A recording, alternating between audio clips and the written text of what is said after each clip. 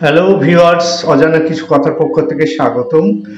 আজকে আমরা সিকিমের ইয়াংথাং ভ্যালি মিল্কি ফলসে আমরা আসলাম। তো মিল্কি ফলসে দেখো, এই মিল্কি ফলসে যাবার পথে এখানে একটা চেকপোস্ট পড়ে, আর্মি চেকপোস্ট। ইয়াংথাং ভ্যালি থেকে 30 কিলোমিটার উপরে, পাহাড়ের উপরে এটা। তো আর্মি সিকিউরিটি ফোর্সরা এখানে চেক করে। তো এখানে আমরা চেকিং করার পরে আমরা উপরে উঠলাম। এই যে চেকপোস্টের আমি কিছু ছবি তুলেছিলাম। চেকপোস্ট থেকে আমরা এই যে সিকিউরিটি ফোর্স দেখতে পাচ্ছ, এখানে গাড়ি থামিয়েছিল আমাদের। থামানোর পরে এখানে আমরা চেক করলাম। চেকিং করার পরে এখান থেকে এই যে আমাদের পেছনে গাড়িটা, এই গাড়িটাতে আমরা গাড়ি নিয়ে আবার উপরে বেরিয়ে যাব। তো এই মিল্কি ফলসে আমরা যাই।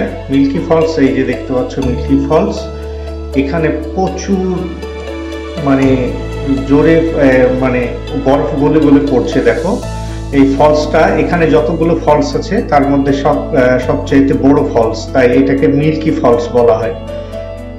মানে বরফ গলে গলে পড়ে এই জায়গাটা।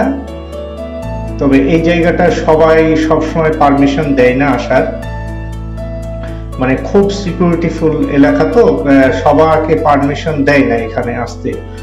তো আমরা যাই হোক, ওইখানে আমরা 3 ঘন্টা এক্সট্রা টাইম পেয়ে গিয়েছিলাম। তো আমাদের যে লোকাল ড্রাইভার ছিল, উনি যাই হোক স্পেশাল পারমিশন নিয়ে আমাদেরকে ওখানে নিয়ে গিয়েছিল। তো এই যে দেখো, ঝড়ের গতিতে মানে ভেঙে ভেঙে পড়ছে বরফ, ভেঙে ভেঙে সেই মানে এই জন্যই এটার নাম রাখা হয়েছে মিল্কি ফলস। ইয়াংথাং ভ্যালি থেকে 30 কিলোমিটার পাহাড়ের উঁচুতে, একবার চীনের বর্ডার এটা। এই যে আমাদের মোটা করে দেখতে পাচ্ছ, ওটা আমাদের ড্রাইভার। উনি খুব পাওয়ারফুল লোক, ওখানে ড্রাইভারই করে কিন্তু উনি খুব পাওয়ারফুল, অনেক বড় গাড়ি আছে ওনার। তো যাই হোক, এই ইয়েটা আমরা মিল্কি ফলসটা ঘুরে ঘুরে দেখলাম। প্রচুর ঠান্ডা এখানে, ওয়েদারটা খুবই সুন্দর একটা ফলস। আমরা একটা গ্রুপ গিয়েছিলাম, 10 জনের একটা গ্রুপ ছিল। তো গ্রুপটা নিয়ে সবাই মিলে খুব মজা করে ঘোরাঘুরি করলাম।